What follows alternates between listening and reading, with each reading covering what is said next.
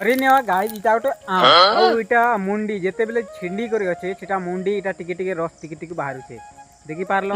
कैसा लगा मेरा मजाक? ई आम गछरो इटा के आमे काजी रे इटा अछि मेन टॉपिक। तो आम गछरो आम बुनती आमे क्या कहे जदी लीप ने जदी ई रसटा जी करी लीप ने जदी लागबा बेले हमर ई ओठोटा पूरा घाई जीवा सेति लागि ई आम के आमे बुने न देछु आउ इति टेक्निकल टिके झड़े देवाटे जिनटा मुंडी रसटा बेले तार मुड़ी रसटा टिके गिरी सारला परे खेबो आर नहीं हेले जदी ई लीप रो नी अछि के सेनो घा ही जीवा। समझ में आया क्या? तो लाइक सब्सक्राइब में शेयर करबो आउ तमर के किसान पिला के सब्सक्राइब करबो। तो भेट पड़मा नेक्स्ट वीडियो तब तक के लिए जय माँ कुरेश्वर।